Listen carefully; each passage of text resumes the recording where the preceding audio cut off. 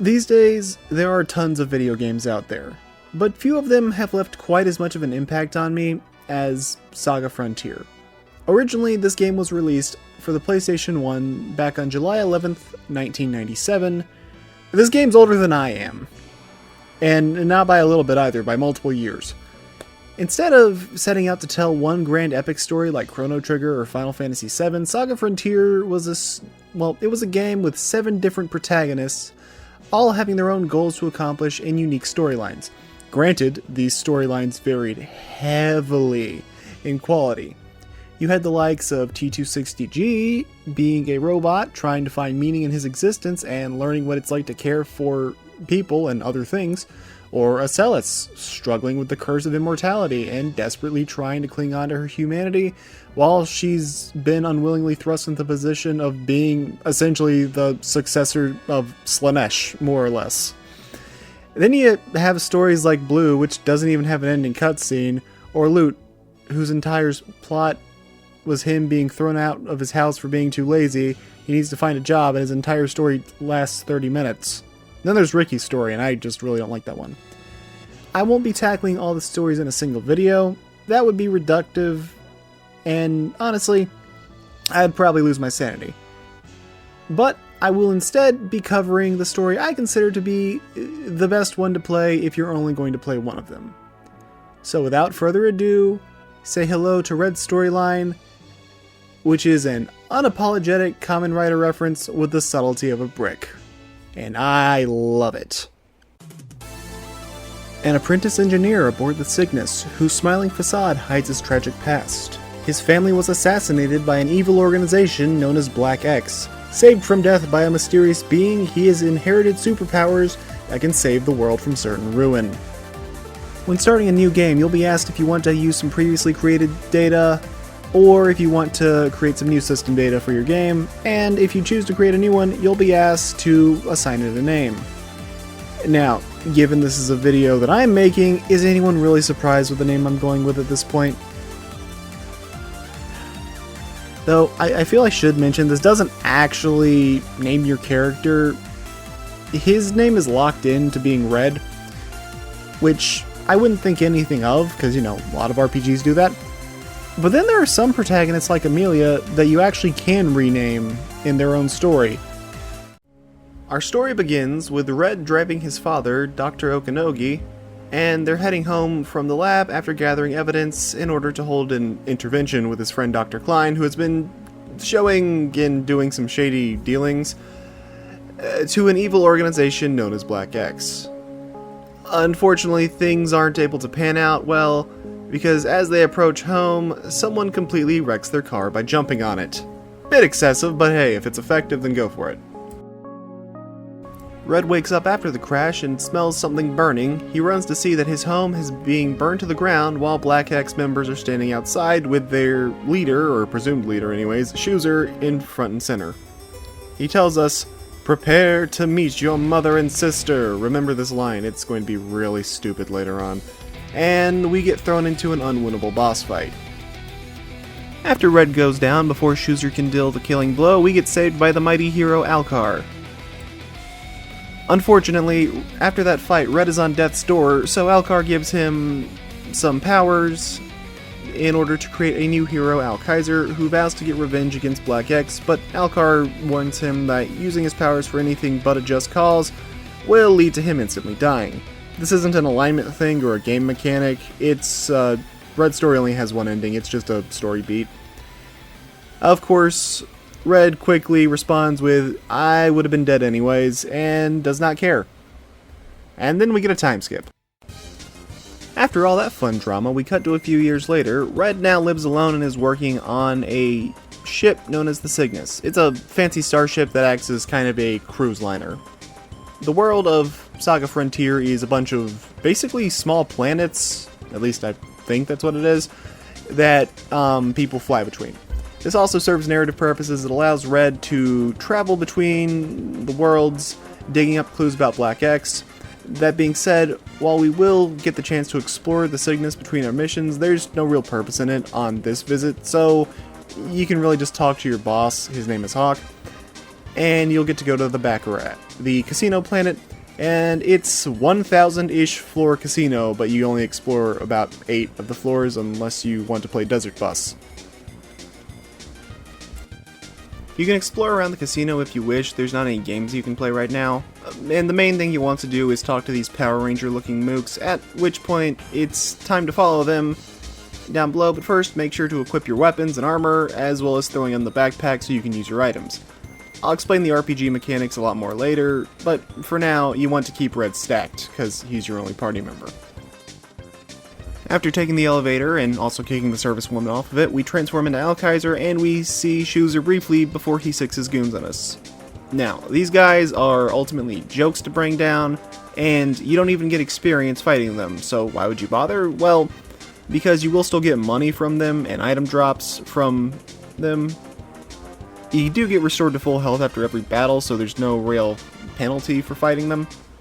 And because this is also a way that you can learn some techniques, which I'll cover more later, but for Red, I'm just going to say I recommend having him focus on physical attacks, and more accurately, you're probably going to want to go with either swords or guns. It's up to you, but I prefer him using swords, as there's a better gunslinger we'll get to later on in the game, and oh boy, she's very strong. Now, when the mooks are taken out, the bug guy starts running around and we have ourselves a mini-boss fight against the Armor Pilla. That's basically just as easy as the mooks. The only difference is he has enough health to last 4 or 5 turns instead of 1, but all this means is you're likely to learn at least one technique if you haven't already.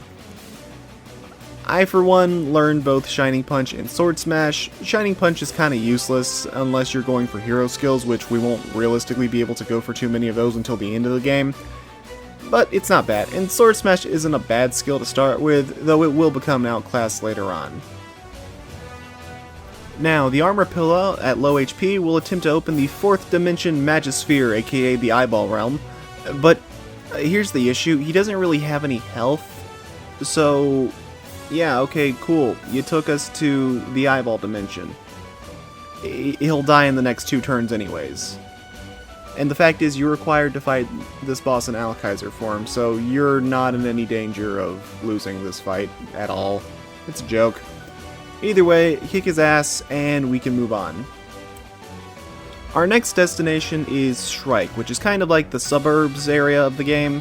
And you're supposed to go to the town, talk to some people, and chase down some kidnappers to Say's tomb, and you'll complete the objective.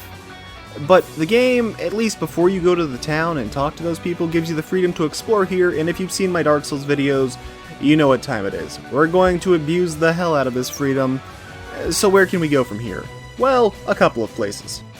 First up, in the southwest of the map, we have an area called Moo's Tomb, which honestly has not a whole lot other than a few low-level enemies, but now we can finally fight as just Red in order to gain stats if you so wish. You see, the Alkaiser transformation gives you the ability to gain large buffs and access to his transformation skills, but you won't be able to gain any stats after battle. Now, why do I mention stat gains? Well, because this game doesn't have actual level ups, and instead you gain stats somewhat randomly after battle.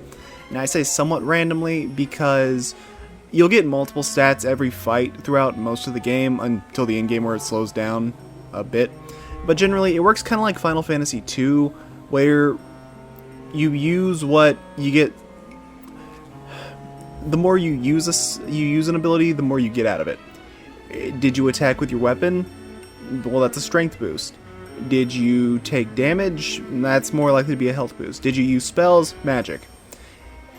Did you assist your teammates? That's a charisma boost. What's charisma used for? Even I'm not sure. It sounds annoying, but you get stats very often. It actually ends up making every battle pretty much worth it to do, so it never gets bad. Especially since you can learn techniques during or after battle, and yeah, there's a lot of cool stuff you can get, such as double vertical, which is one of my favorite skills, and I'll be showing off why that one's so good later on. You can also fight a mimic down here, but if you know mimics in RPGs, yeah, you're not going to win. Next up, we have the Biolabs. This is a place that should be extremely deadly, but this is actually a really good place to explore at this specific point in time. The enemies here, well, they're very powerful, but this game has level scaling going on, and you see, enemies in this game will scale to your average party level, but then add their own modifiers, and the biolabs are meant to be one of the in-game optional dungeons you can tackle, but with only red in the party, the enemies will be considerably weaker.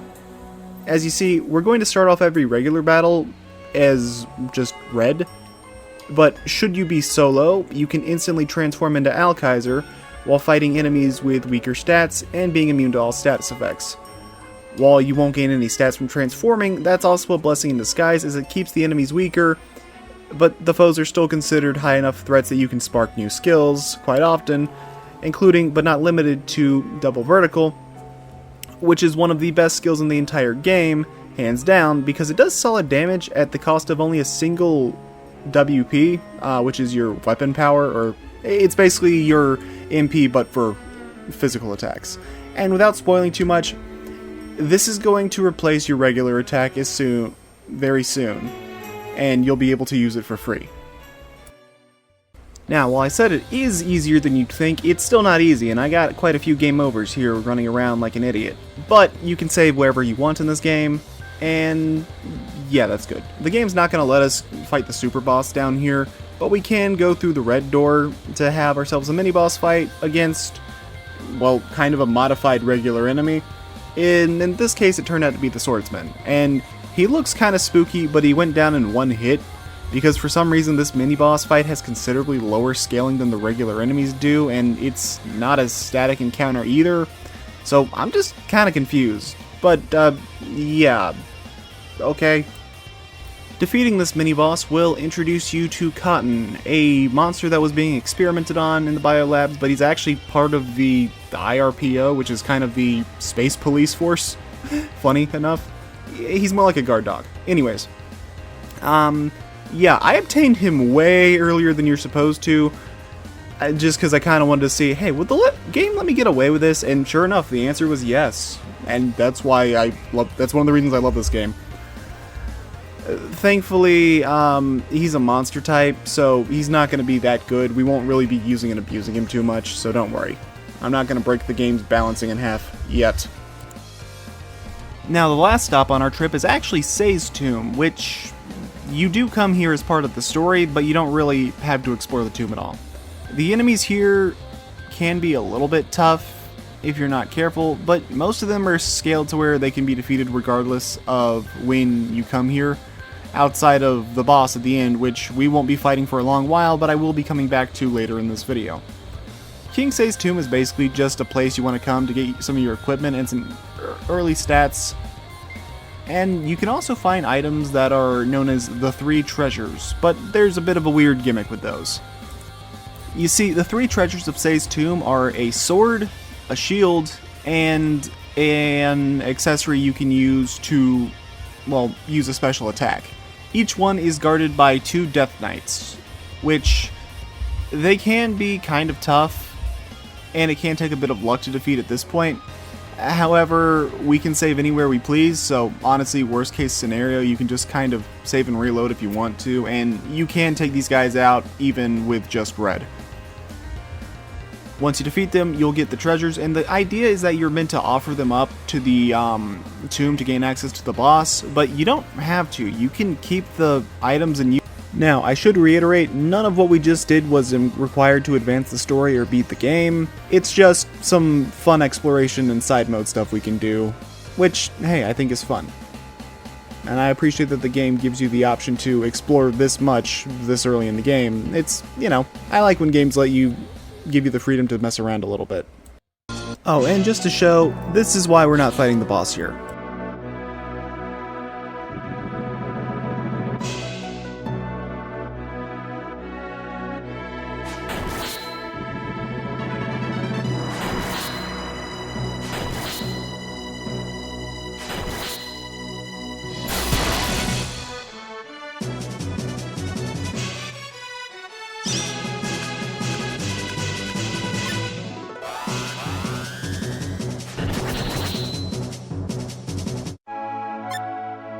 So after snagging some good gear and a party member super early, let's go back to town and ask some questions.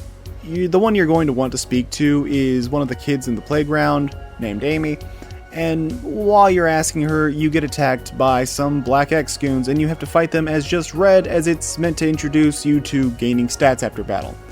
If I didn't go and run around the city for 40 minutes. Yeah, they're not hard at all, we completely kick their butts. After the battle's over, Amy gets kidnapped, and we need to track down the kidnappers. At this point, you're no longer allowed to explore the world, and you have to keep checking the different areas until you find where they're at, which is Say's tomb. Which, to be fair, the NPCs do tell you, hey, they ran off to Say's tomb, go chase after them. And then when we get there, we see more Black X members, as well as a bird man who seems to be more sentient than the actual men. Yeah, it's weird. A lot of the Black X goons just kind of screech incoherently, while like their monster form ones are the ones that are intelligent. Kind of wonder what's going on there. You know, I wonder if being able to speak is what actually gives you the ability to be a higher ranked member of the Black X group. Not important. It's time for our first real boss fight, as the leader will transform into the Sphinx, and he immediately starts by taking you to the 4th dimension, so his stats are multiplied by 3, which can make him kind of scary. And this fight has two phases of sorts. Phase 1, he's hanging back, mostly just spamming Sylvian shot and taking pot shots at you while behind the two gimp-suited meat shields. So if you have a gun, you could just try camping him out here after you kill one of them. And yeah, that would actually be a pretty effective option. Once both of the meat shields go down, he's going to become more aggressive using his physical attacks in his moveset, as well as Sylvian shot, and the lower his health goes, the higher his agility will climb, because he's able to perform double attacks at low HP. On top of that, he has a signature move known as Sphinx Riddle, which is able to instantly kill the designated target with an extremely high probability unless they're completely immune to it. An effect so strong that I honestly use it and abuse it when I get to Ricky's storyline. Or whenever I do play that one. Because it even works against the final boss, or at least a phase of the final boss. However, as it's a status effect and not an attack, we're completely immune to it in Alkaiser form, which we're locked into for this battle. So, it ends up being a wasted turn, which is kind of funny. But overall, Sphinx shouldn't give you any real trouble, but he does put in a genuine effort and requires you to not just mindlessly attack him, which I find commendable for one of the first bosses, the first real boss in a, at this point, fairly simple JRPG.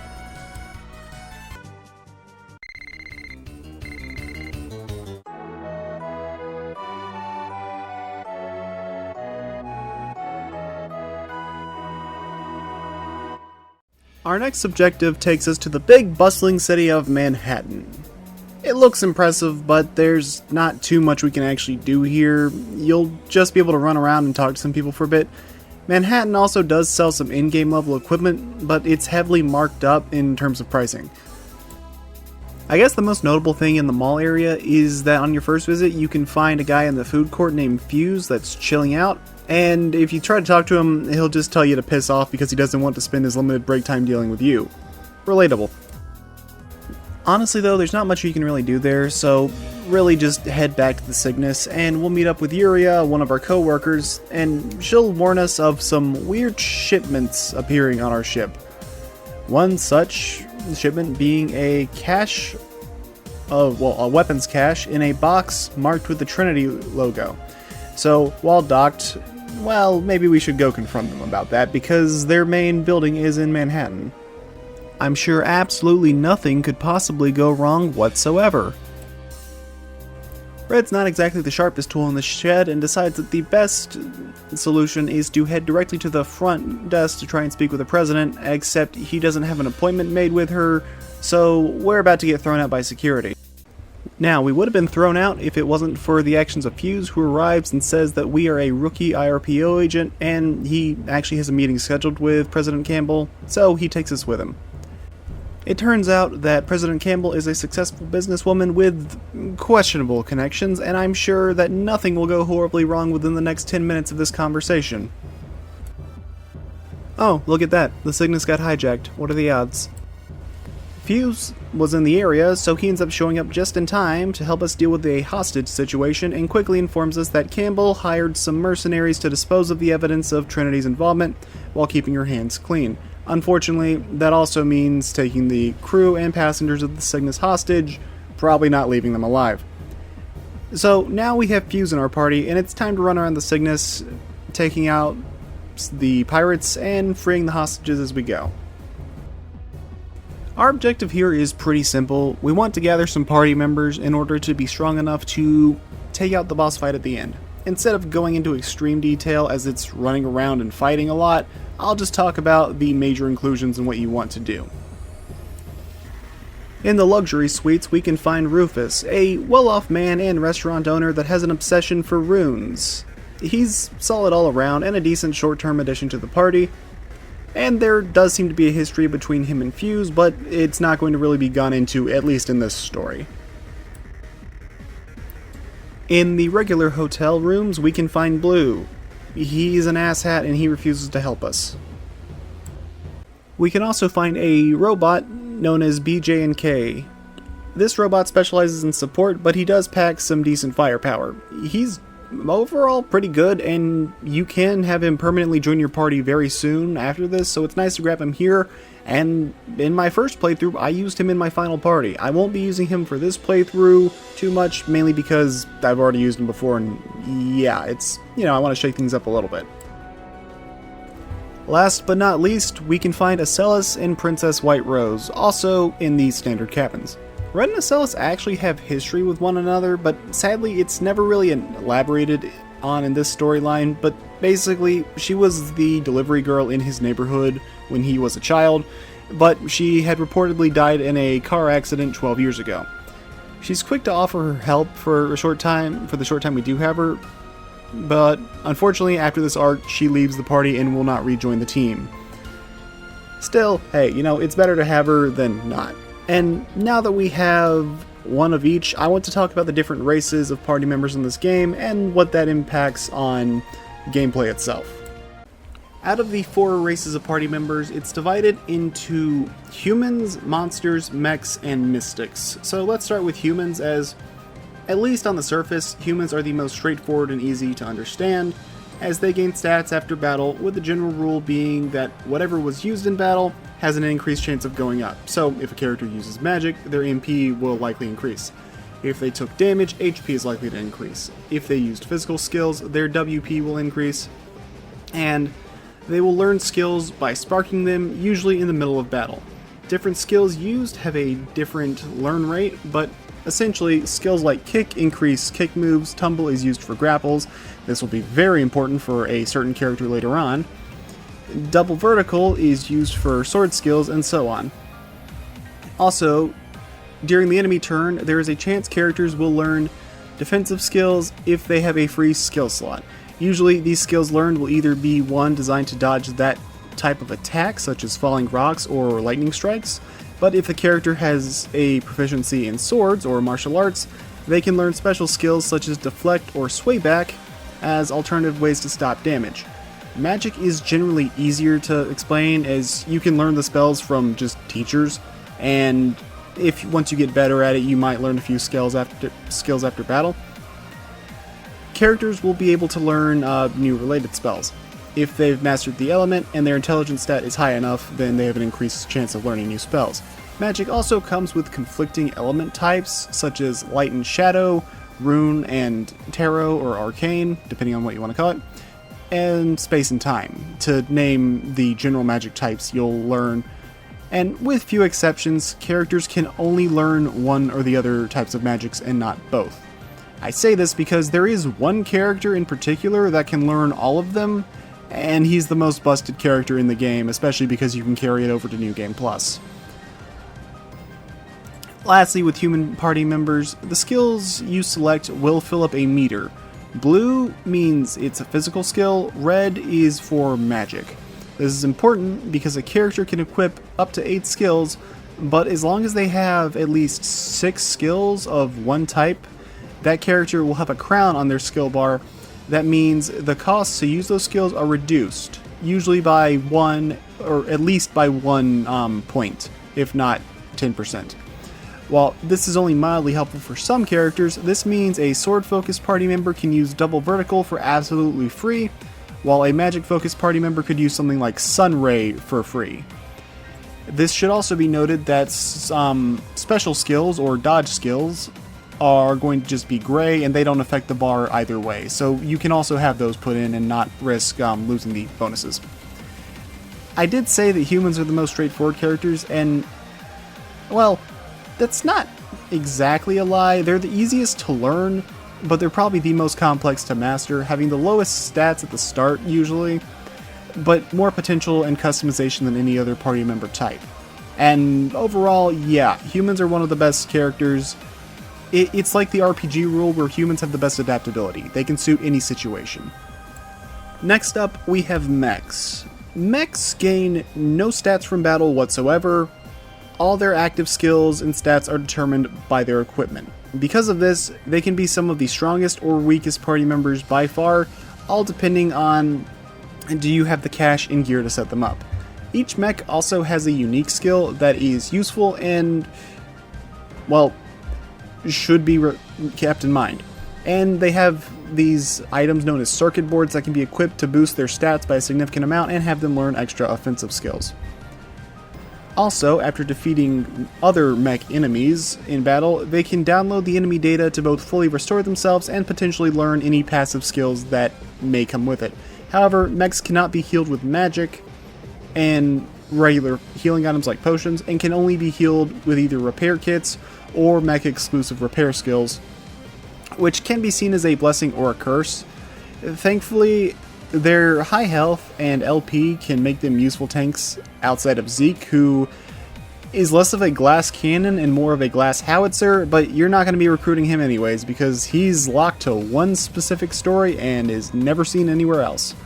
Overall, these guys are good and worth keeping on standby, but may not fit into your main team. It'll be up to you. I can generally work them into my party though, and yeah, they're good. I realized I went a bit out of order in my notes because I skipped over monsters, but after I explain them to you, I don't think it'll be that big of a surprise why I skipped over them. Monsters are up next, and honestly, they kinda suck. They can only equip basic accessories, and they learn skills after battle by absorbing the essence of a defeated monster, and after absorbing them, they have a high chance of transforming into another monster with wildly different stats, making them super inconsistent and hard to really slot in or recommend. The most useful transformations, I would say, well, the strongest one is the Black Dragon, but it's so hard to get that you'll likely never use it unless you're willing to go out of your way to grind for it. So instead, if you're going to use a monster, I would recommend either the Chimera form for its overall high stats and easy to get skills, or the Sphinx, because all he has to do is learn Sphinx Riddle and he's set, though he comes with the downside of having low LP. Still, the Sphinx is a pretty good one because he's got good stats all around outside of his LP, and he has Sphinx Riddle, which can insta-kill a lot of enemies in this game, including even some phases of final bosses. I'd say, though, out of all the Monster Party members, the only ones really worth keeping are King Sei due to his undead skills and his regeneration that comes with it, and even then, he's very much a glass cannon, having only 444 HP and 4 LP when you get him, and it's very hard to actually level him up without changing him into something else. And then there's Suzaku, who's a pain in the butt to even get, but he has naturally high stats, and, well, yeah, that can't be denied its usefulness. And out of all the starting party members, he's probably the strongest one, just in terms of raw stats. Though, really, I'd just say skip using them unless you're looking up a specific guide on what you want to build, or you're doing a challenge run, or you're stuck playing Ricky's story where you have to use at least one monster because Ricky's the main character and he's useless and I hate him. Last but not least, we have Mystics, which generally speaking have a more magic focus than humans do, but they can only equip 4 skills instead of 8, and they don't spark techniques in battle. Instead, they use their mystic equipment to kill and potentially absorb a monster to gain one of their skills and some stat boosts. They can gain stats from battle, but it's more limited to things like health, magic, and charisma. You're not going to be seeing, oh, so-and-so's weapon power increased or anything like that. Now, a lot of Mystic party members, it can be hard to recommend because they can be an absolute pain to obtain. In fact, most of the Mystic party members are only available in 1 or 2 storylines total. But there are a couple of them worth talking about, so I guess let's handle those now. First, we have Princess White Rose, which is the very first Mystic we see, and while she starts strong, I can't recommend using her because, well, she'll permanently leave the party after this part of the game, and in fact, she has a bad habit of permanently leaving the party in basically every story she's in except Amelia's, where she's not even a significant character and it's not really worth using her, because you can't get her until you're halfway through that story. Next up is Silence, who is the easiest Mystic to obtain, but he sucks. His stats are okay, but you have to go through an annoying questline to get him, and he locks you out of a much better party member, so I can't recommend using him. Next up, we have the Time Lord, who is absurdly powerful and obtainable in almost every storyline. He's a pretty chill guy, but an even stronger party member because time magic is absolutely overpowered in this game, and he even has good starting stats. Getting him does take a bit of work, as you'll need to complete 2 of the magic quest lines, either the light or shadow magic quest line, as well as the rune or arcane magic quest lines to reach his realm, but he's a worthwhile addition, and I will use and abuse his power in one instance later on in this video, because it's really funny what you can do with him. Last but not least is Messterpiece, and requirements, well, for recruiting her is you have to have another Mystic in your party that isn't Silence. This is interesting because this means some characters can get her super easy due to being able to access Mystic party members without having to go through a bunch of quest lines, while others you're pretty much going to have to recruit the Time Lord if you want to get her. But I would say if you're willing to go through with it, it can be worth your while, because I mean, if you're planning on snagging the Time Lord anyways, there's no reason not to pick her up, and she is the best support party member in the game, hands down, no question. And the fact that you can get her in every storyline, and some of the storylines you can get her in, she's actually pretty easy to get, yeah, she's a good one. Of course, we won't be seeing any of these Mystic party members for a long time, other than, well, White Rose, but we do have Acellus with us, so let's talk about her. And Acellus is the strongest party member in the game, by far, because she has both human and Mystic methods for learning skills and getting stronger. This also ties deeply into her story, but for us, this just means she's really freaking strong and she can fit into any party that you can get her in. Unfortunately, she's only actually available to recruit in half of the stories, but hey, that's still doing better than a lot of party members in this game. So, yeah, not bad.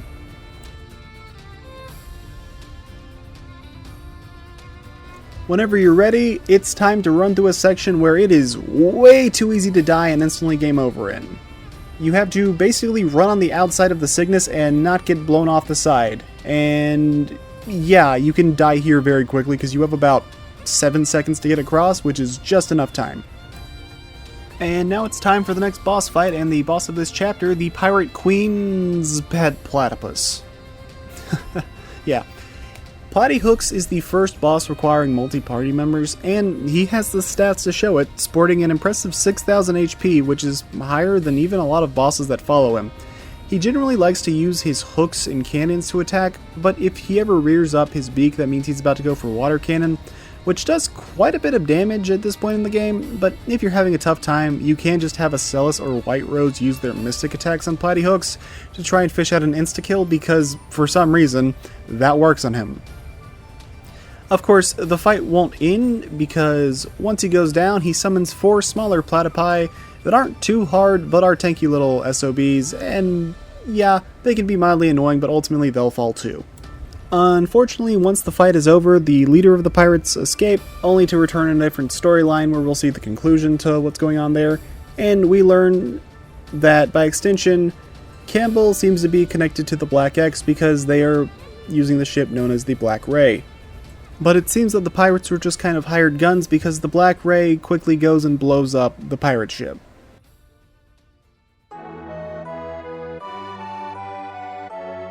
Now, after the hijack part is done, we're at the point where we just kind of spend a little time going where the Cygnus takes us in order to plant the future story arcs in the mind of the players. During your downtime on the Cygnus, you'll want to explore the ship until you find BJ, because now you can permanently recruit him to the party, and he's meant to be the first obtainable party member because you're not meant to go to the labs and get caught in early. Otherwise, we'll be taken to Kurang, which is a massive city that kind of acts like the main hub of the game, connecting you to multiple dungeons and roughly 80% of the game's planets, as well as having a bunch of shops and party members you'll be able to obtain later on. If you want, you can also get into the stock market and buy yourself some gold, as, well, currently not too bad of a price, but it will increase later on, and if you don't have the money, maybe don't bother with it. Now, when we're just kind of running around the street, we're going to run into a couple of gangsters who are currently doing a bunch of drugs. At one point, they just kind of start making fun of your appearance, but then one of them has a drug overdose, turns into a monster, and kills another one of his friends, and we have ourselves a mini-boss on our hands here. It's super easy and unremarkable, and yeah, I don't really have much to say about it. You just kind of take them out in one shot.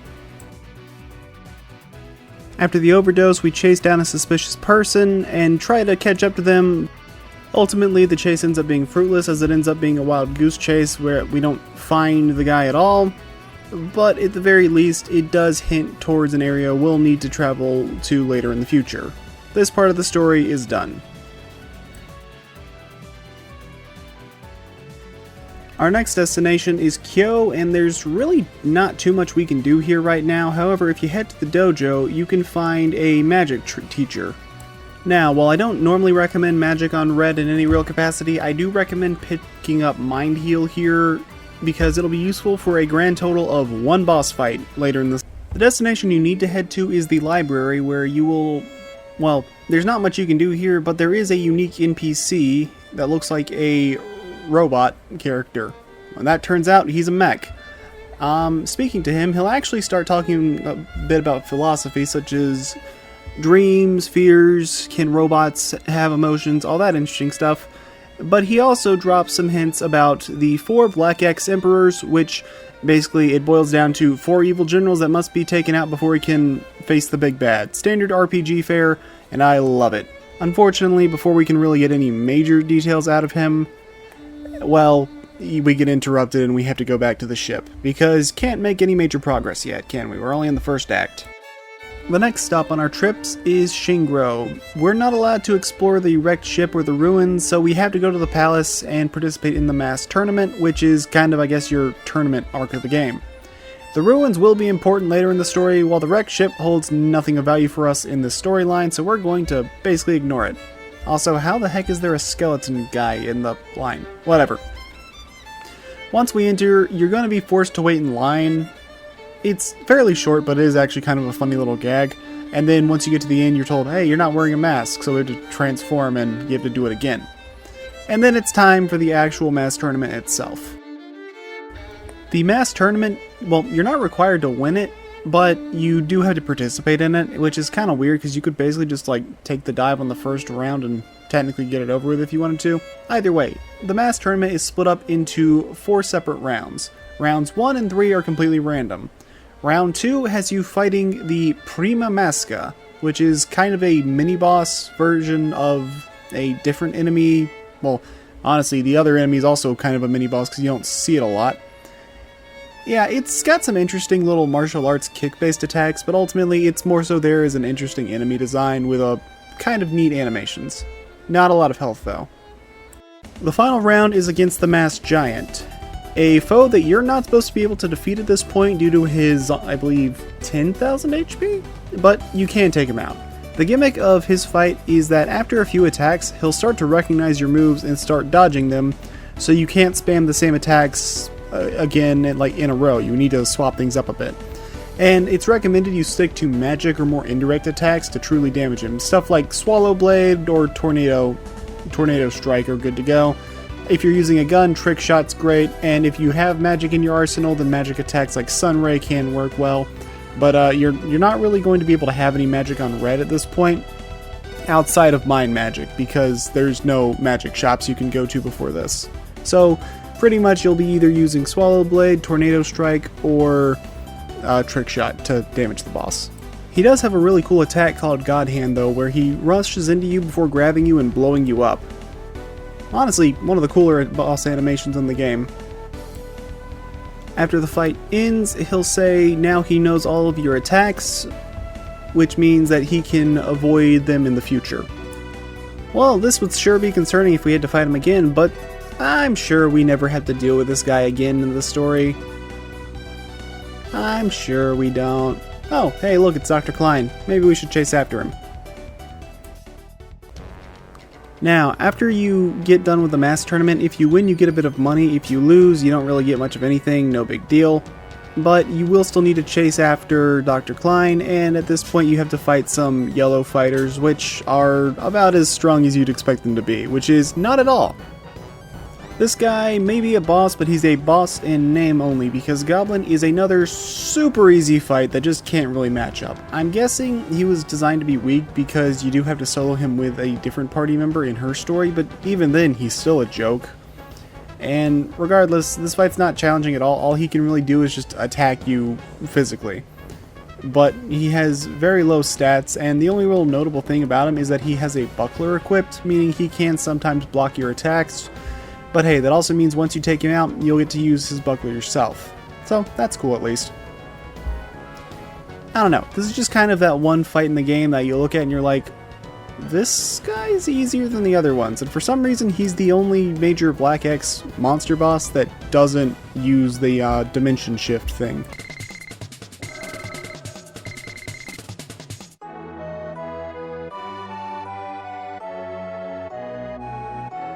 After the mass tournament, we have our last time on the Cygnus until the endgame, so make sure you pick up BJ if you haven't already done so, if you want to have him in your party.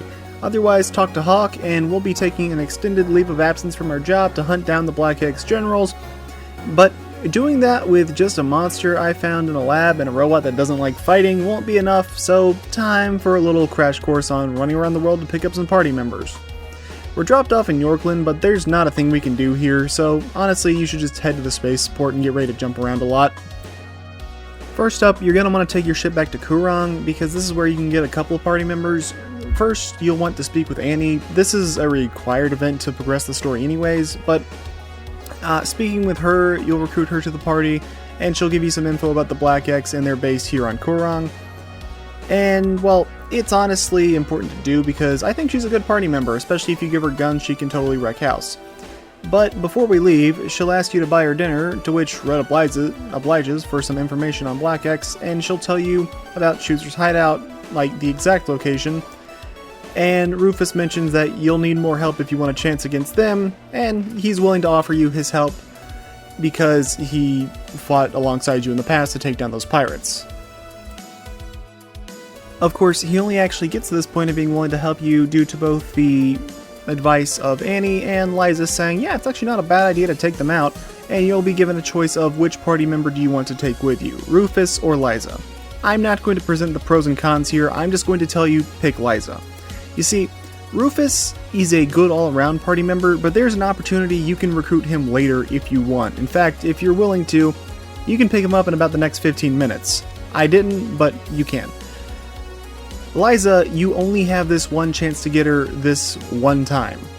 And she's pretty remote, not in a lot of the storylines, only really showing up in this and Amelia's storylines as far as I remember. But she's one of the best party members in the entire game. In fact, she's the best martial artist. And she has the highest damage out of any party member, so it's definitely worth picking her up. Now, you can head to Devon to get yourself some basic magic. Most importantly, I'd recommend looking at Shield Magic from the Arcane Magic Shop and maybe Victory Rune from the Rune Magic Shop. If you want to pick up Rufus right away, head to the Rune Magic Shop and start that quest, and I'd also recommend maybe heading to the Arcane Magic Shop to start that one as well, because that can get you a couple of extra items. It's good all around, but I don't really mess with it too much. Near the top of Devon, you can speak to the Shrine Maiden Ray, who knows about both time and space magic and tells you if you want to get them, you'll need to have mastered at least Rune Magic or Arcane Magic, as well as mastering either Light Magic or Dark Magic. It's something to keep in mind in the future, but hey, it's cool. Ray unfortunately does not join your party in this game, or basically any of them except for one. Heading over to Luminous, here you can either learn light magic or shadow magic if you wish, but you can more importantly pick up Rouge, the best mage in the entire game, as he can use a ton of spells and is another mainstay alongside Annie and Lisa. He comes automatically knowing realm magic, which basically means energy chain and implosion are going to be his main attacking skills, as well as a special trap where if an enemy tries to use a spell, it'll backfire on them. Now, I should warn you, he can't go with you to the Magic Kingdom location, but even though he leaves the party, you can always come back to Luminous and pick him up again, no issues. Plus, there's nothing really worthwhile in Magic Kingdom in this storyline, other than you can get some more tutorials on magic if you need to read up on them. Heading to Kyo, in the little field area, you can find the Rabbit Droid, which is actually an IRPO robot, and he's an okay party member a lot of the time, but he's great for longer fights, so he can be very useful in boss fights if you can get his defenses up. In Shingro, we can speak with Doll, and she's another member of the IRPO. She'll join us, and yeah, she'll have some dialogue with Fuse later, as they're both IRPO agents, and she also has dialogue if you go and recruit Cotton after she's in your party. Strangely, she's only in this one storyline, at least prior to the remaster, where she was added into all of the case files. I didn't record it because I forgot to, but if you go to Manhattan, you can pick up Fuse in Red's storyline, while in the others, what you'll need to do is begin the Arcane quest and go to the IRPO headquarters and go to the Wakatu Mountains, and he'll join you there. If you're able to kill the boss at the end of the mountains, he'll join you permanently. If not, then you'll be allowed to leave the mountain area and he'll just kind of go out of your party for a while. No big deal. In Scrap, you want to head to the bar because that's where you can find a ton of party members, or at least you would be able to. But unfortunately, in Red's storyline, you can only recruit 2 of them. See, the characters here are T260G, Mei Ling, Ricky, Gin, and Lute. These are some great teammates all around, and Ricky, but sadly in Red's story we can only really get Lute right now, and if you're doing the Arcane quest you can recruit Gin, but you have to go to Kurong and talk to a random NPC that knows about a man from his hometown. It's really weird. Now with Lute in the party, we can head back to Yorkland to pick up his monster friend Thunder, who is terrible, but he is an option I guess, so he's able to also get on this list. And if you head to Shrike and check out the robotics lab, you can pick up the engineer car. Sometimes it's weird, it's like it seems to be random whether he wants to join or not, and if he doesn't, just leave the building and come back. I don't get that one. Maybe it's a glitch or something, I don't know. And with that, I've now got a lot of party members, so I would recommend running around the world to get stronger, maybe doing a few quest lines, such as the magic quest lines like Arcane and Light, or something of that sort. And if you complete 2 of the magic quest lines, you can then go and get either time magic or space magic, which will allow you to pick up the Time Lord or Keelan. I recommend the Time Lord, he's honestly the better of the 2. And with the Time Lord, you could go and pick up Messterpiece. Now that's all stuff I kind of did when I was farming on my own much later, because I didn't feel like running through a ton of quests quite yet. At this point, my main party is going to consist of Red, Annie, Rouge, Lisa, and a flex spot for my 5th unit until I settle into a final selection near the end of the game. Though I will still swap around party members from time to time for the sake of variety. Now that we have a main party, let's get back to the main story, shall we? Now, we have a lot of places we can go to, but I'd say the best first stop would be Kyo, as it's, in my opinion, got the easiest of the dungeons and the easiest boss to fight. Once you get outside, you'll see a mysterious man that looks much like the one connected to the gangster's monstrous overdose. Head to the library, so chase him down, and Rabbit will tell you, hey, there's kind of a secret passage looking thing here. And sure enough, our little robot friend will take us to our first major dungeon. Sadly, despite this dungeon being a drug lab, there's really not much for me to say here. This dungeon is really just you running through some rooms and on your way fighting enemies. Nothing really crazy to it. It's probably the most generic RPG-esque dungeon. Well, probably not the most in this game, but considering the other ones have at least some sort of gimmicks going on with them, this one just like, okay, hey look, one RPG dungeon please.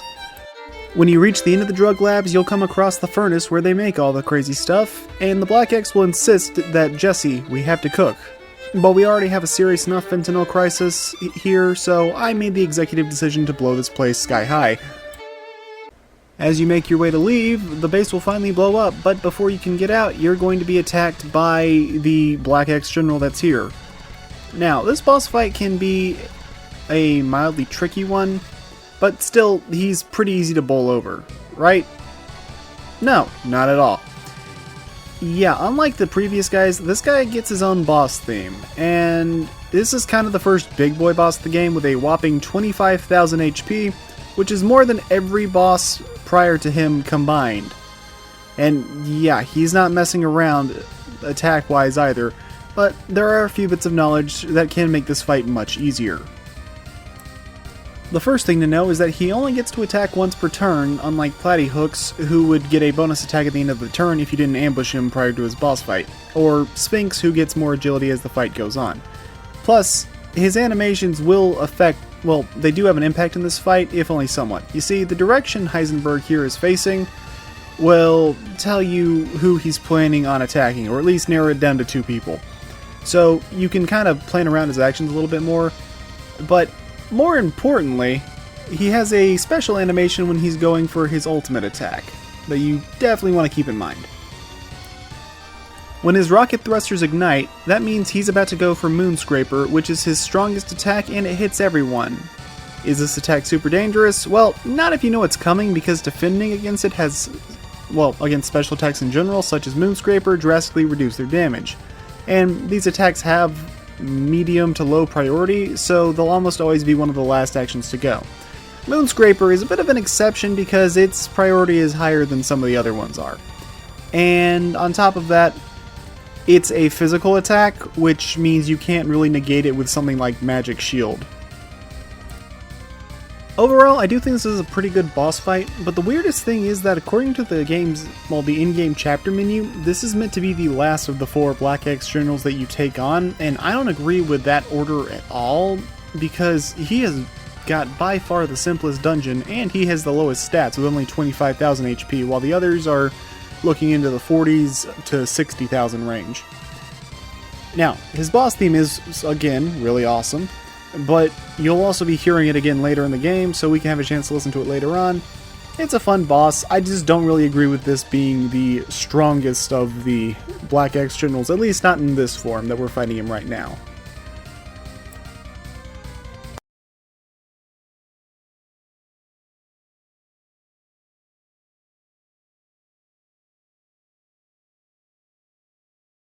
Now, between me recording the fight against, well, the last boss, and now, I was actually out of town for a while, so I decided to do a fair bit of skill grinding and side questing off screen, where I ended up recruiting both Time Lord and Messterpiece, which I will be more than happy to show how powerful they are in this game. But now it's time for our next dungeon, and we need to go to Shingro, where we recruited Doll, and she mentioned that, hey, there was some strange activity going on in the Eastern Ruins, which basically just means the ruins area and not the wrecked ship. As for the ruins itself, it's a fairly basic location in terms of layout, but now we have something, area with a few alternate paths you can take, and more importantly, this dungeon actually contains multiple mini-bosses on your way to the end boss, so I have something to talk about on my way there. First up, we have the Gaia Toad, which is honestly barely stronger than the regular enemies you face here, sporting around 4,000 HP. This guy, though, does have some pretty high attack. He mostly exists as a stat check to keep the overly curious players from poking their nose in too deeply, well, into this place. He's not hard, but, I mean, okay, his existence kinda makes sense. Next up on the chopping block is the Valkyrie Sisters. They're honestly a good bit harder and probably the toughest of the mini-bosses in this dungeon. There's actually split into 2 different forms. We have the Spear user, who mostly focuses on single target powerful attacks and being able to ignore your backline defenses. Meanwhile, The sword user will do more sweeping attacks with her blade, making her able to hit multiple party members if she so wishes. The real challenge here is both the sisters know deflect and have a mechanic known as kinship, which you have yourself with your other party members after they fought alongside each other enough. But basically, party members that fight alongside each other enough can use their defensive arts such as deflect or evacuate in order to protect other party members from an attack, negating the damage entirely. It's random chance, but it's still a thing. And I should also mention that the Sword Valkyrie is using a shield, so essentially not only can she use deflect to stop attacks, but the sword wielder has a roughly 10% chance to just randomly stop your physical attacks anyways, which totally isn't annoying at all, but okay, what can you do?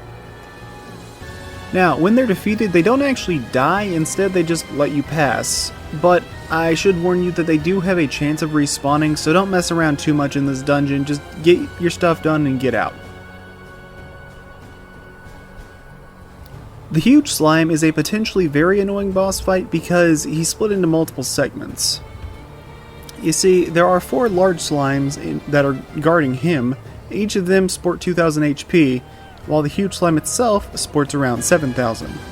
On top of that, the big slimes will revive with half HP indefinitely, blocking you off from attacking the main target, so you need to carve a path to him, and you need to also make sure that the Huge Slime stays dead. Thankfully, the Huge Slime is actually not immune to the Mystic Equipment's instant kill effect, or I guess the absorb effect, so I was able to absorb it and get his enhance ability on Messterpiece, which is a good all-around stat buff. It buffs all the major stuff you need, like strength, vitality, and agility. And even better, I used the right skills, I guess, because I managed to execute a single-turn victory, which just felt really cool and satisfying to pull off. Probably the most fun I've ever had with this boss.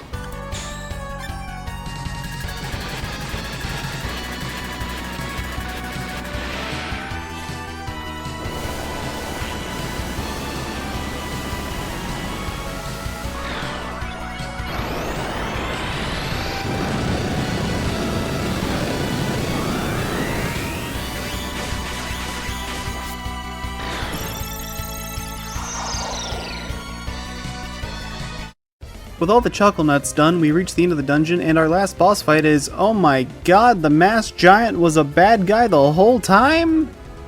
Yeah, he tries to convince us to join Black X, but Red's having none of that, and Doll is here to place him under arrest. She does poke fun at Red having the goofy 90s JRPG protagonist hair, which I think is funny. Now, as for the fight with Burva himself, it's kind of awkward. You see, he doesn't hit too much, and he's not really going all out. He's still mostly scouting out your attacks to be safe. With Sway back in his arsenal, you'll probably want to rely on things like Tornado Slash, Trick Shot, and maybe magic attacks to damage him. He does have 40,000 HP in this fight, however, so it can take a while even if you're not in any real danger. And if you get too greedy, there's a chance he'll learn Burva Counter, which can do some significant damage. Of course, after he takes enough damage, he's going to decide, okay, time for me to escape, and we need to chase him down to the first location that we met him. Burva has made his way to Shingro Palace, but his Black X soldiers are in squadrons blocking off your progress, and to reach him, you're going to need to fight through them. And they'll bust out the eyeball dimensions. Luckily, they're still a complete joke. And yeah, you can take them out in like 1, maybe 2 turns tops. Of course, once you get to the palace, Burva will say, let's finish this where we started it, but the arena's sealed off, so we're going to need to take the long way around. Inside the palace, we find the king and queen are standing outside, and they're actually nice enough to heal us to full before our third and final battle against Burva, so I say take advantage of that, and if you really want to cheese this boss, get some time magic ready.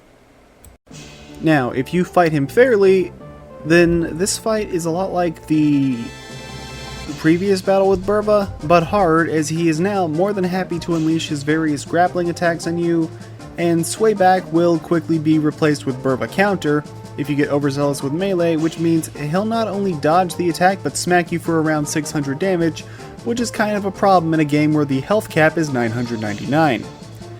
Magic is definitely the way to go for this fight, because the only way you're going to really be hitting him with your sword or guns is with things like Trick Shot or Swallow Blade or Tornado Slash most of the time. However, if you want a super easy time against this boss, just use Time Lord. True to his name, Time Lord is a master of time magic itself, and all you need is one spell to stun lock and no damage Burva. Time Leap can be used to repeatedly skip Burva's turn, but even better, when he's inflicted with Time Leap, his perception is also considered to be thrown off, as he'll no longer be able to use Sway Back or Burva Counter for the next 2 turns, which means you can just repeatedly use Time Leap over and over and over and absolutely stun lock and humiliate this man. It's definitely cheesy, but you know what? This fight can be super annoying otherwise, and with 60,000 HP in this phase, I don't really feel too bad with it. It's also a fight where it's good to have Rabbit, because even with the stun lock, this fight's going to take a while, so having his little turrets do chip damage every single turn is very helpful. So essentially, I was able to no damage this fight, and the setup to make it fairly easy, well, is just use Time Lord. Repeatedly have him Time Leap the boss, because he has no resistance to time magic, and it's one of the strongest magic types in the universe for a reason. Otherwise, I got my buffs going a bit. I had Rabbit set up the bits to do chip damage every single turn before going for attacks, alongside Red, Annie, and Rouge, who were, doing the main damage. I straight up embarrassed Burva, and it was very satisfying to pull off after some of his honestly pretty annoying fights I had to go through when I was younger. Though this fight still takes the better part of 10 minutes to get through, because again, he has 60,000 HP, which is more than every other boss combined that we've fought so far. Overdrive is also really good, but it's very risky, because if you can't kill the boss during those 5 attacks, you're going to be left basically tapped unless you have a free spell that you can just use and abuse.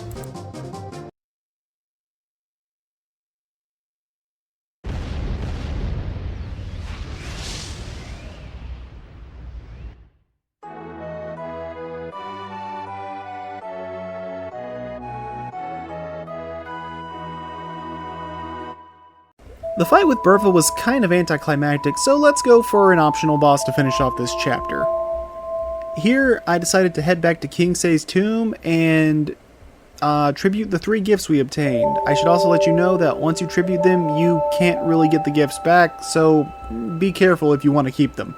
Granted, the only one really worth keeping in the long run is probably the shield, because 20 defense, the ability to block physical attacks about 20% of the time, and also immunity to water damage is really useful.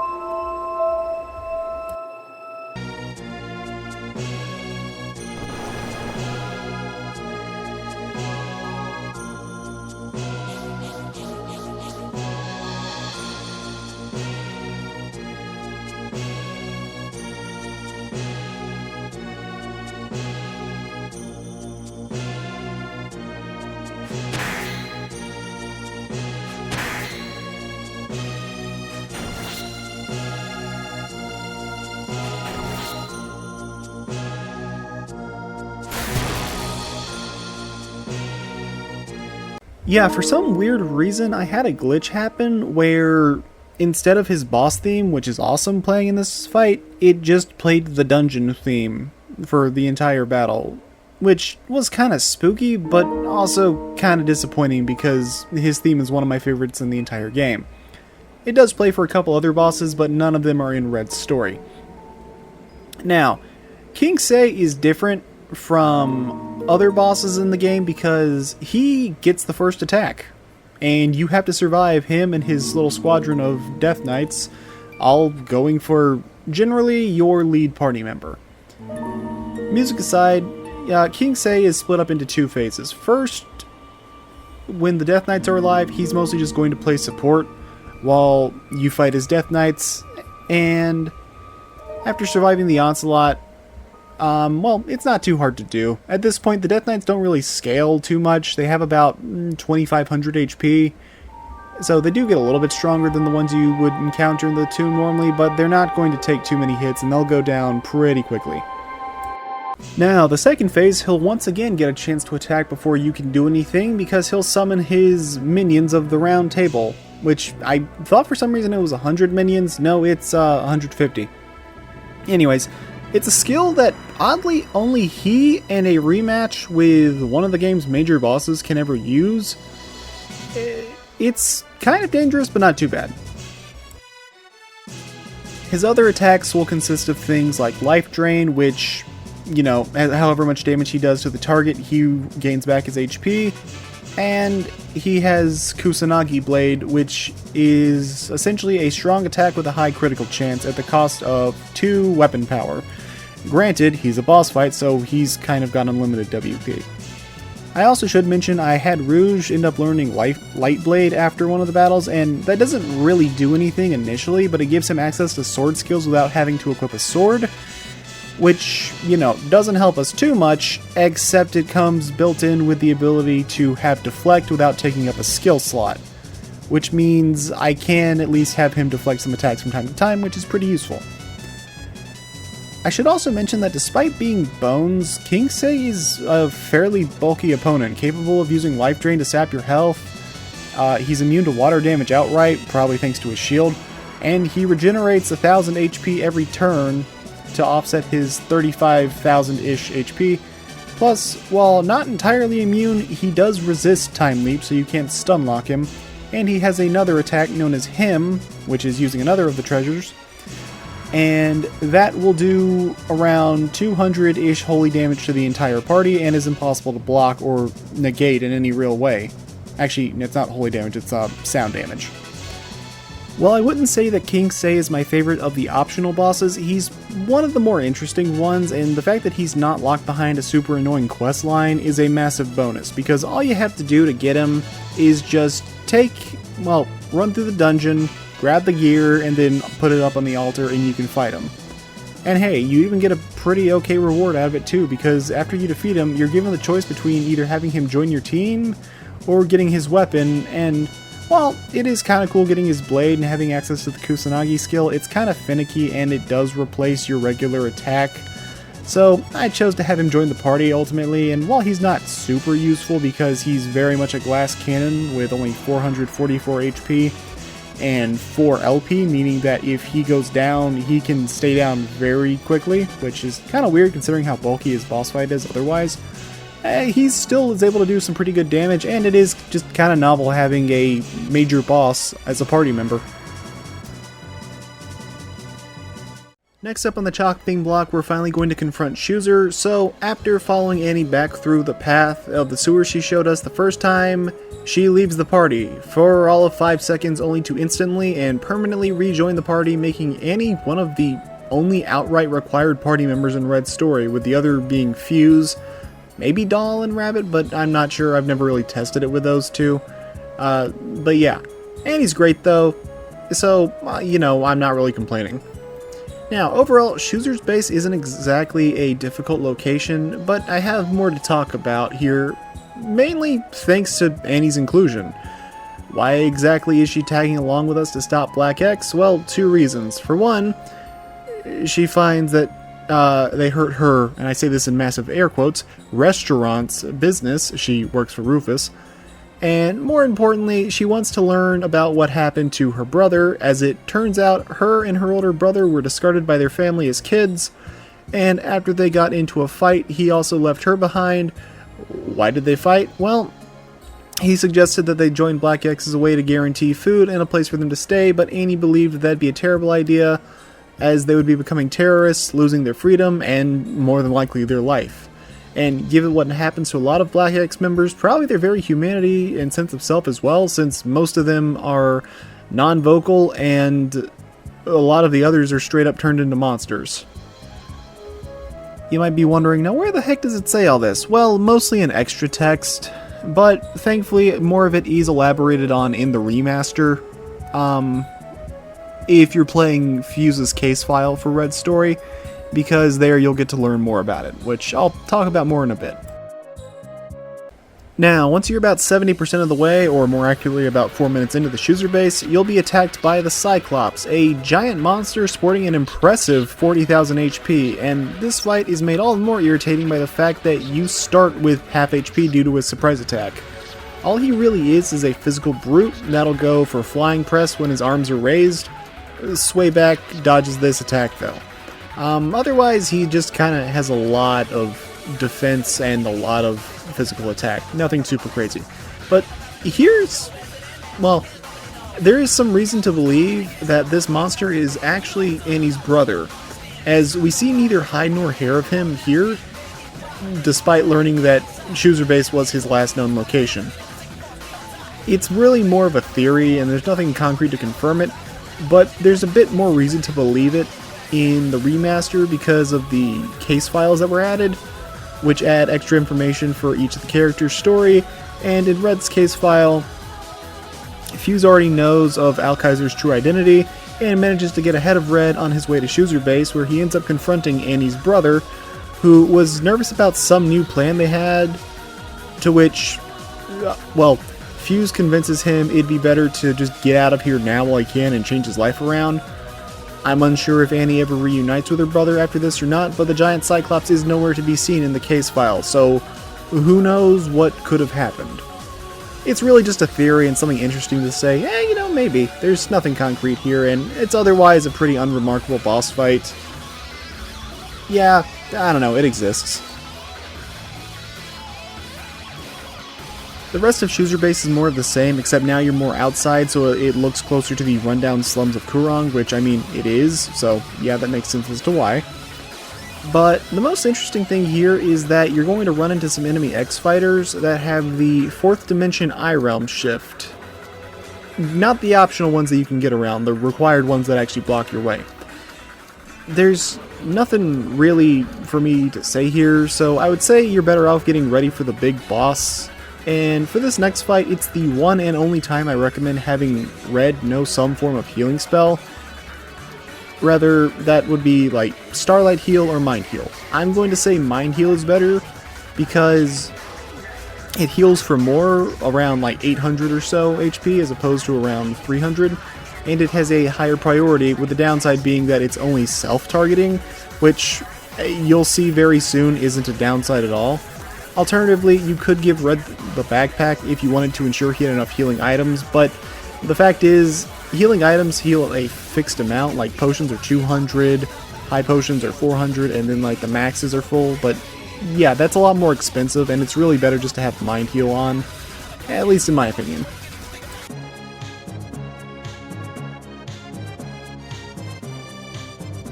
And here we are at the climactic battle against a villain we've known since the game's opening scene. Chooser is one of the toughest fights in the entire game, and it really doesn't matter when you fight him, he's always going to be at least kind of difficult. He's got 2 forms that he'll swap between. He has a claw form and a gun form. In his claw form, he's capable of performing 3 different moves. Gliding Spikes, which hits the designated target for a hefty 300 damage.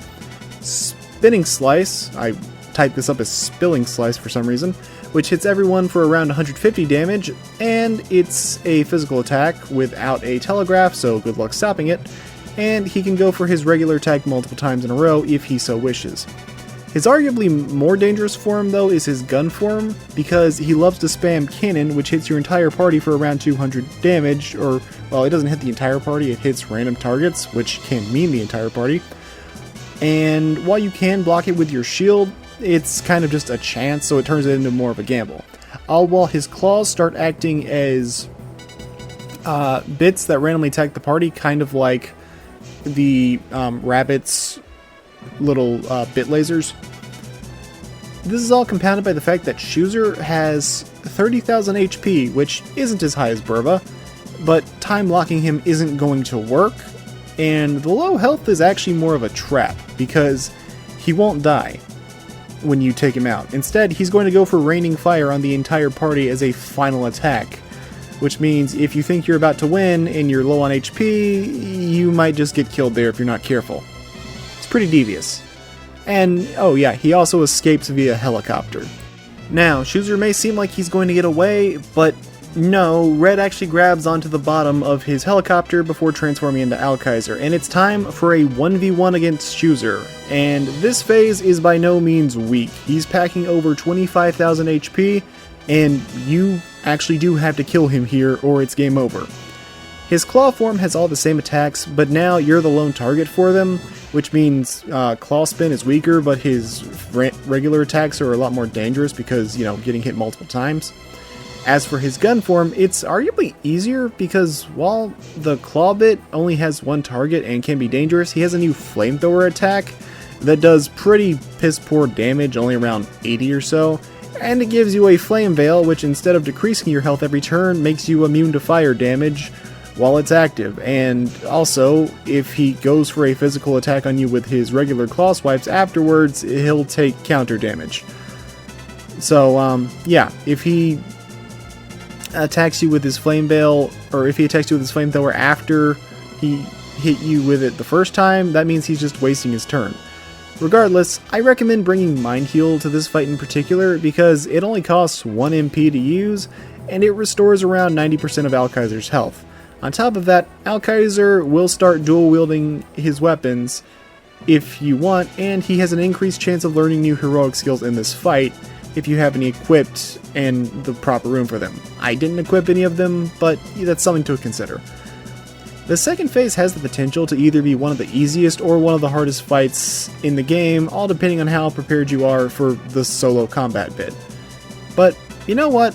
I think that's enough talking. I'll let the rest of this fight play out for itself.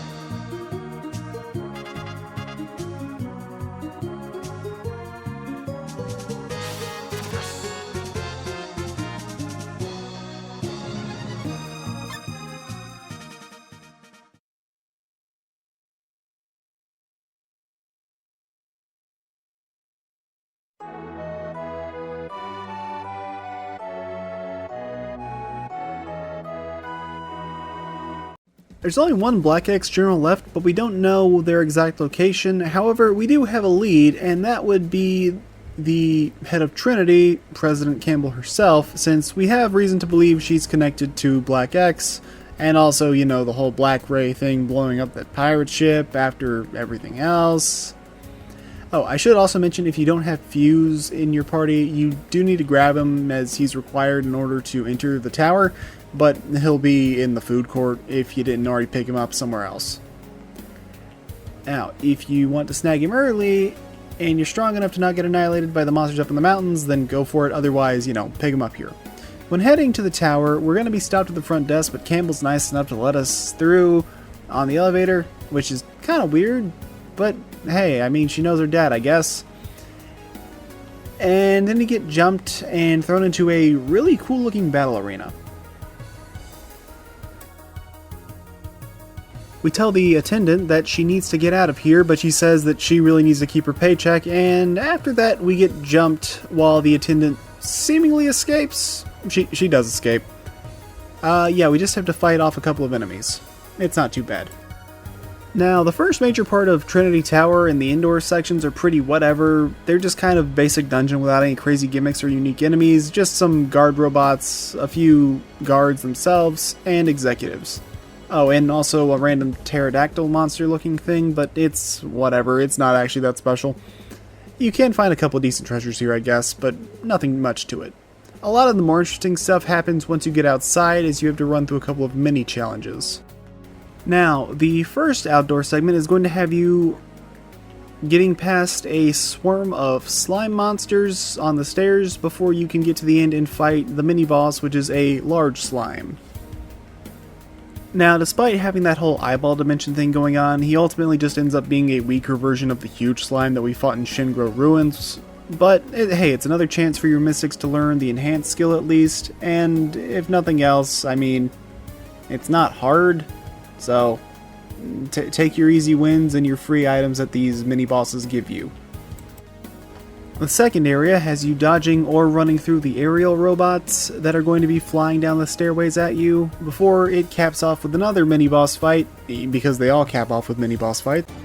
You're going to be up against some gun carts, and these are the machines Platyhooks would use if you tried to attack the pirates head-on, and yeah.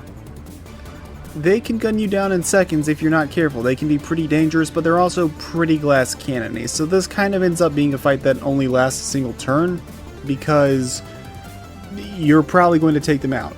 If you don't take them out, then they're probably going to do a lot of damage to you because the Realm Shift is tripling their attack stat. The third area is plants springing from underground, even though we're in the air near the top of a metal building. How does that work exactly?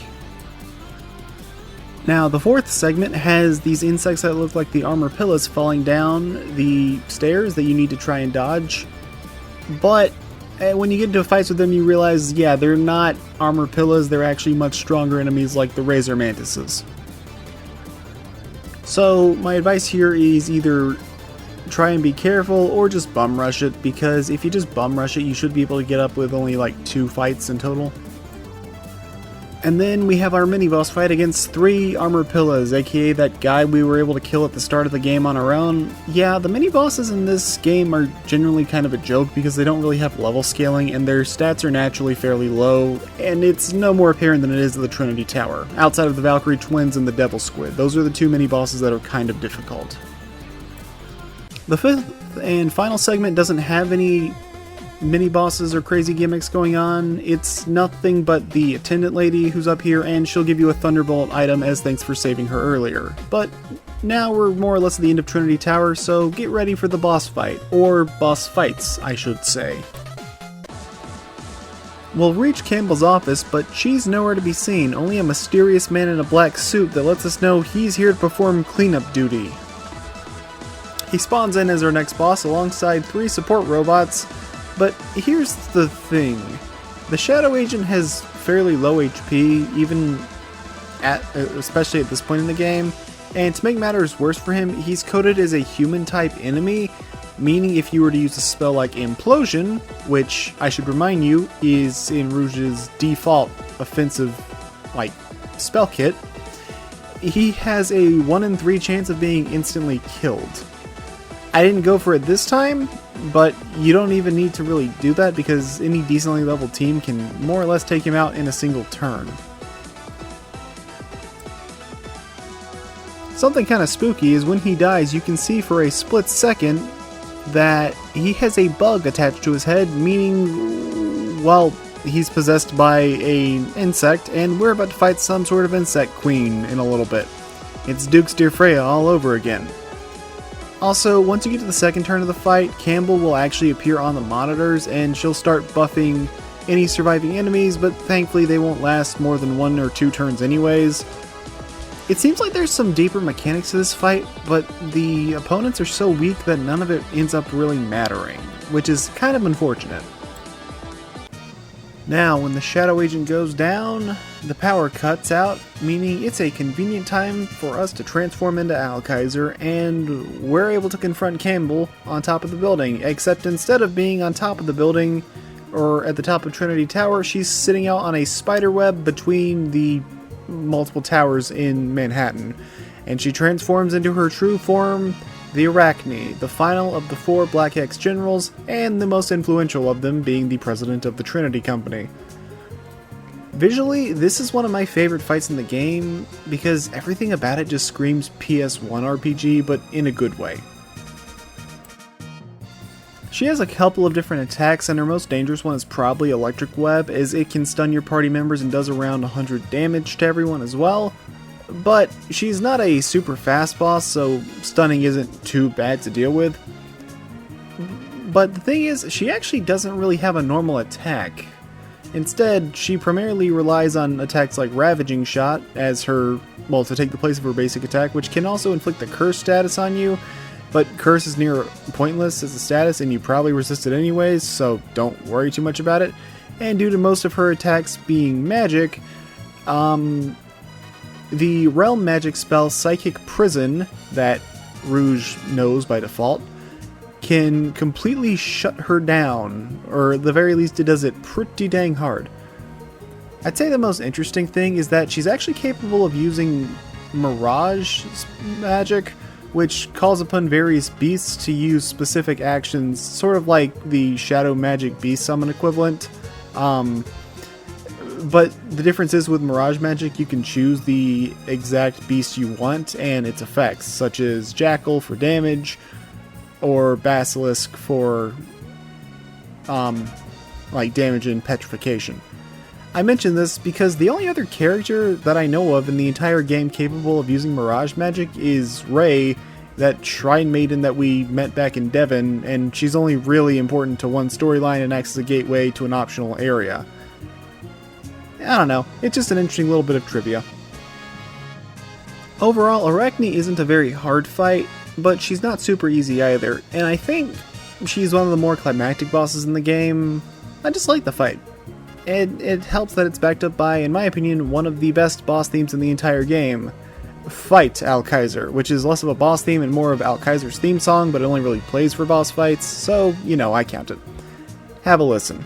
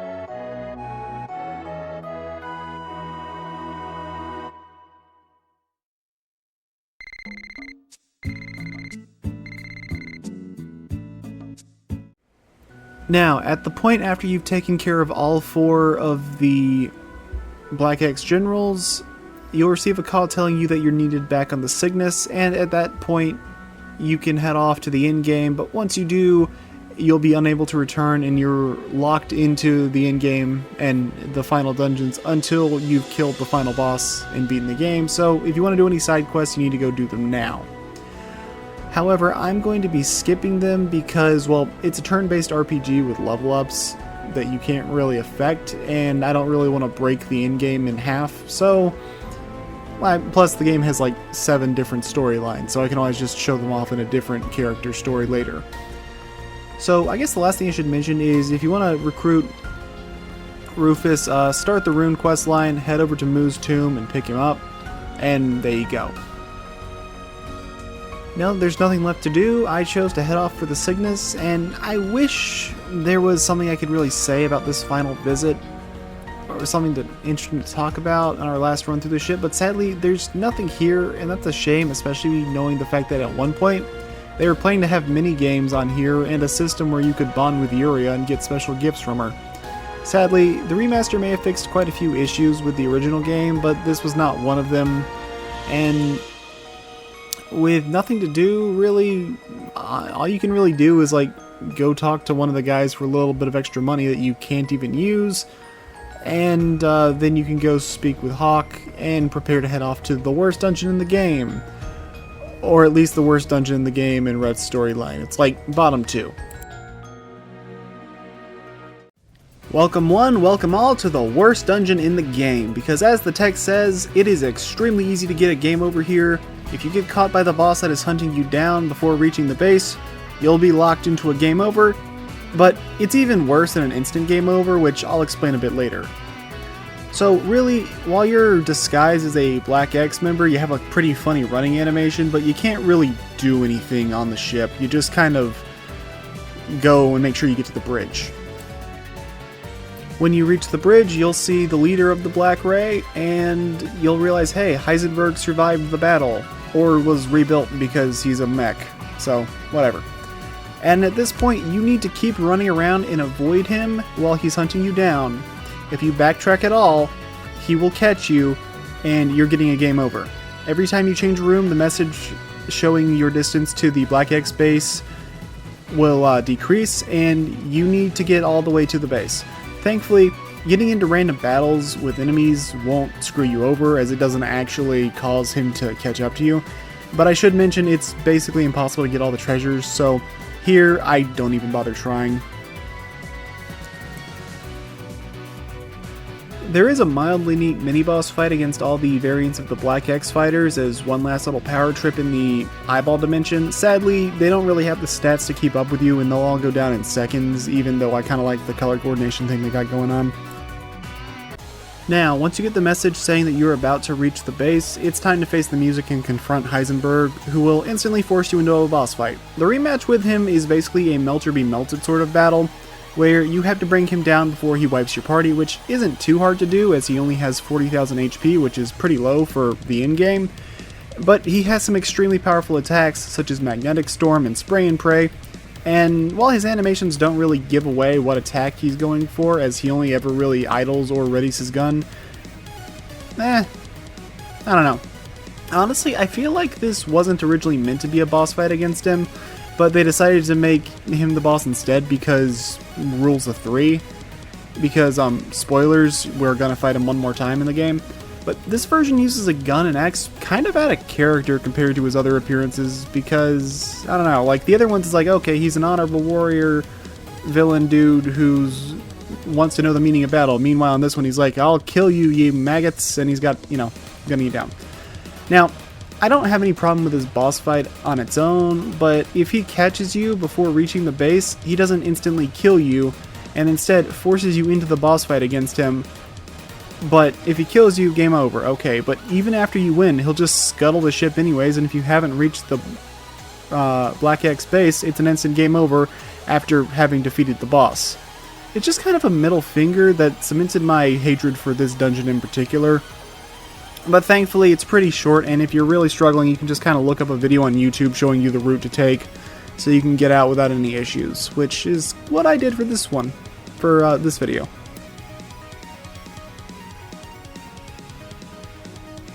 Regardless of if you win or lose the fight, he's going to blow up the Black Ray, and if you haven't reached the base, it's a game over. If you have reached the base, however, then you'll get a cutscene, well, still showing it blow up, but you'll crash land at the base and you'll get there safely with your party members, while Red will permanently transform into Alkaiser for the remainder of the game, meaning he's going to have some very strong stats, but you're not going to be able to gain any more stats. However, this is a pretty good time to work on getting some hero skills. Now we're at the final dungeon of the game, and yep, it sure is a final dungeon. The biggest changes here will be that you're permanently transformed into Alkaiser from this point on, which again provides you a massive stat boost, but you can no longer get any stronger. That being said, this final dungeon is a great chance for you to learn hero skills if you want to try for them, which I ultimately did work towards some of them, and yeah, it was pretty fun. I got things like Shining Ray and Al Phoenix and those sorts of things. Sadly, I don't really have much to say about this location because there's no real gimmicks or interesting set pieces, there's no extra bosses on the way, all the bosses are at the end. It's a competently designed final dungeon with a theme that well, it's unique, but it's not really one I'm a fan of, especially compared to the other final dungeon themes. To be honest, it's probably the second or third weakest of the final dungeons, but it's inoffensive, which is a relief, and I'll take an okay run to the end over whatever the hell they were cooking up when they made Virgil's castle. For those of you who've played Ricky's story, oh lord, you know the terrors of that one. Near the end of the dungeon, you can't actually enter the final room as it's locked, so you'll need to take a side path and go through this door where you see something interesting. As it turns out, Red's mother and his little sister Kani are still alive, which makes Shoezer's dialogue at the start of the game sound really stupid in hindsight. I don't, like, did he know they were alive? Was he planning just to kidnap Red? What's the deal there? Mom will fully heal you whenever you talk to her, which is nice, because we're at the end, and she'll also give you a key so you can go reach the final boss's room. I guess let's go confront those guys, shall we? We reach the end of the final dungeon, and now it's time for our final battle against the nameless leader of Black X. Well, actually, he's just called Black X. He's totally the bad guy. He's totally the main bad guy. Completely ignore the fact that he looks goofy as heck and he just has the regular battle music playing for his boss fight. Oh, look at that, he's already dead. Well, let's go home. Well, okay, I guess we're not done yet, because Dr. Klein finally decides to return to the plot and unleashes the rejuvenated corpses of the Black X generals for you to fight. Now, this battle can be kind of tough because you have to fight all three of them in one go, but it's just basically their Phase 1 versions of their fight, and they have less health than before. It's just kind of a whatever fight. I have nothing to say about it. Think of it like Metal Gear Rising Revengeance, where you have to randomly fight Mistral again, and then Monsoon shows up, but it's just the Phase 1 versions. Super easy, super unremarkable. Time Leap still completely cheeses these fights. And Arachne's a little bit more annoying because now she has a new attack, which is just her using the minions thing that King Sei could do. That's about it.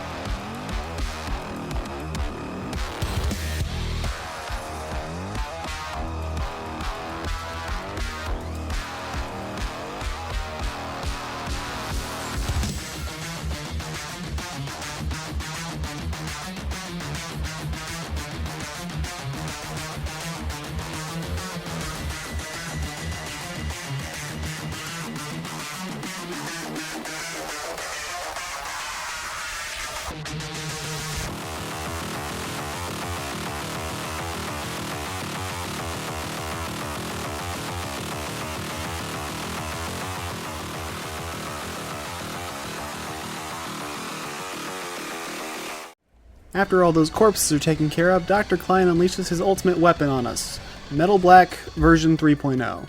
Oh, hi Heisenberg, how you doing? Thankfully, you're not thrown into this fight with no respite at all. You are able to save and change your party around if you want to, and Heisenberg will also go ahead and heal your party to full because I guess he wants to be an honorable villain. I don't know. Whatever, it's time to say hello to our final battle against him, and this one is for keeps. This fight is probably the most complex in the game, but in a good way. Now, Heisenberg in his final battle is not an easy fight at all. His design being similar to Alkaiser isn't just for show, he has powers similar to yours as well and a whopping 100,000 HP. For reference, the strongest foe up to this point was Burva, who only had 60,000 health, and most of the other storyline final bosses have 95,000 HP or less. Granted, some of them have gimmicks in place for it, but others are just a lot easier. Now, this fight is hard, and unlike other bosses, this guy can actually triple attack, but it's not as bad as it sounds. As he does play by the rules, his rules are just a little bit complex.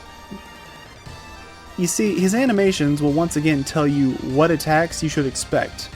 If he's one-handing his sword, and his hand is sticking out, then he's going to focus on his lighter attacks and martial arts skills. If he's two-handing his sword, that means he's going for heavier attacks and his sword skills. And once he drops below 70% HP, he'll start using dark versions of your hero skills. If he looks like he's about to take a shit, he's going for Moonscraper, and it's time to have your party guard or they're going to take a ton of damage. Though, thankfully, he doesn't have any other follow-ups after Moonscraper on that turn. And there is at least one thing acting in your favor here, as Alkaiser's skills have an extremely high chance of ranking up in this battle, and this battle alone, which is a mechanic that otherwise is so remote and hard to get that I don't even think it's really worth talking about. Basically, you're getting an anime power-up in the middle of an intense fight, so just accept it and move on. Another interesting thing about this boss is, instead of picking moves at random, he's going to follow attack strings and work off of an 8-turn system. At the end of his 8th turn, he's going to kick you to let you know that the string is over, and he'll be starting once again with Lightning Orb on his next turn, which means if you've got a fast character, you could counter him with Psychic Prison. Overall, I think it's a fantastic fight, and it's backed up by a kick-ass boss theme that acts as a great send-off to a decent enough antagonist character.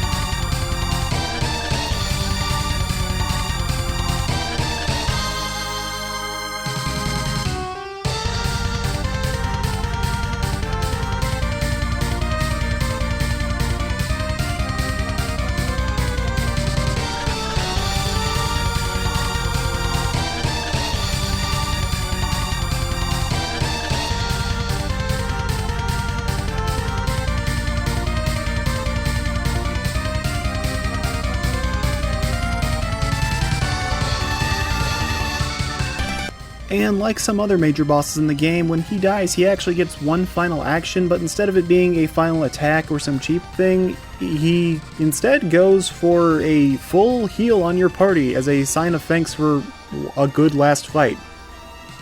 Not a bad way to go out.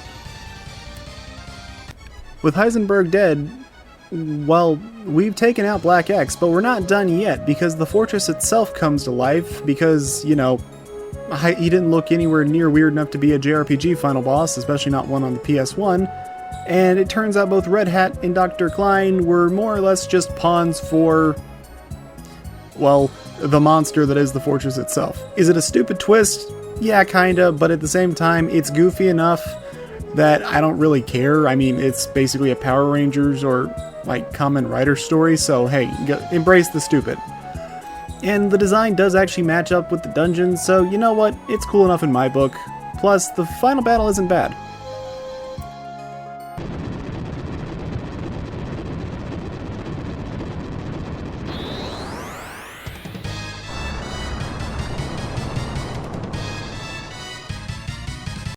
But this is the genuine final boss fight of the game, and Boss X is another actually pretty good fight. He's packing an insanely high 120,000 HP, which is the most out of any boss in the original game. In fact, there's nothing that beats it, it's only tied. This fight is interesting though, as he starts kind of far away, but this doesn't really affect your characters in battle at all, at least not range-wise. You don't have to use guns to hit him. It's mostly a visual effect to show how far along you are in the fight, because the closer he gets, the lower his HP is. And like Sphinx, the lower his health, the higher his aggression will become. Now, his early phase is really just a standard damage sponge opponent. The real changes begin once his eye starts blinking red. Now, when his eye blinks red, this is your warning that he's about to go to phase 2, and he changes to phase 2 in the form of a strong attack. On turn 1, when the eye is red, you're going to want to heal your party because he's not doing anything yet, he's essentially charging up. On turn 2, however, it's very important you have everyone defend, because that means he's about to unleash one of his mini signature attacks, Judgment X, which looks really cool, but it also does quite a bit of damage if you're not blocking, so yeah, make sure you're blocking. From this point on, the fight continues as he grows ever more aggressive, using moves like Lord's Cannon as his basic attack up to 5 times in a row, Lord's Dinner, which can insta-kill a target and restore however much HP was drained from the target to the boss, which granted it won't really make much of a difference in terms of healing, but I mean still, having an insta-kill is dangerous. And Ultimate Gaze, which hits everyone for decent damage and inflicts a wide array of status effects, so thank God Alkaiser is immune to those. It's a tough fight, but it's pretty satisfying overall, while backed up by an awesome final boss theme.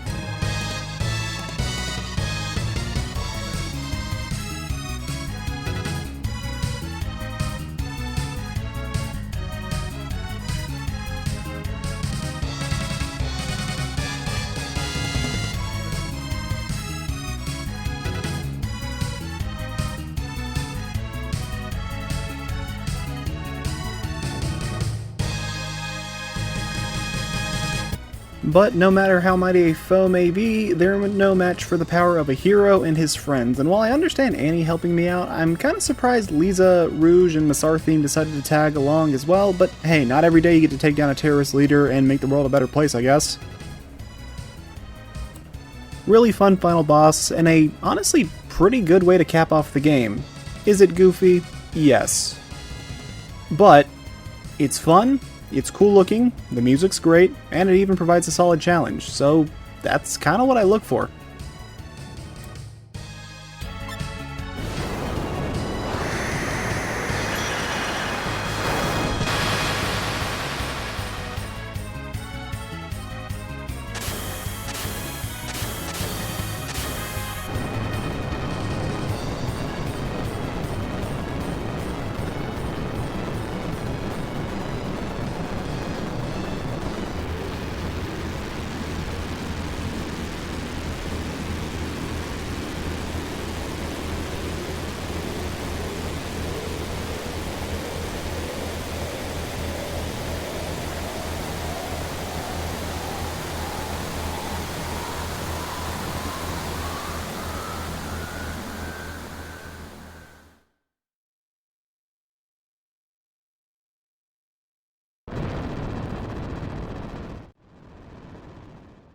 And with the final boss dead, we're given a fairly short ending where Red visits his father's grave alongside his mom and sister, and Red will finally give up his powers and live a normal life, and that's the game.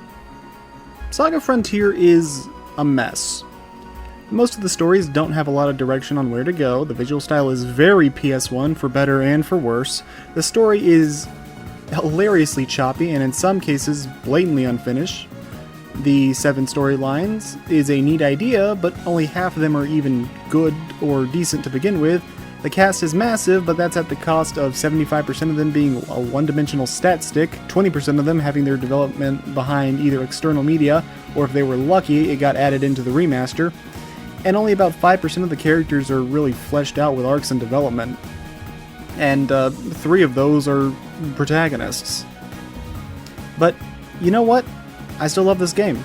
The setting is cool, the combat is pretty fun, every battle feels worthwhile because of the game's growth system, the skills and magic system is one of my favorites from any video game, never mind a modest budget JRPG from the mid-90s, and I think it has some of the best character and party customization in any video game, and the music is some of the best on the PlayStation 1, even beating out Final Fantasy VII in my opinion. Plus, Red's story, being just a season of Power Rangers, is awesome. It's not perfect, and it's honest to goodness a mess a lot of the time, but there's something special about it that kept me coming back to 100% it. It's fun, and if you're looking for something memorable and you're not immediately turned off by the questionable signposting, I think you'll have a great time with it. Either way, that's the video. I thank you for watching. Hope you enjoyed. If you want to see more, consider liking and subscribing. And that's all I got for now. See you next time, and take care.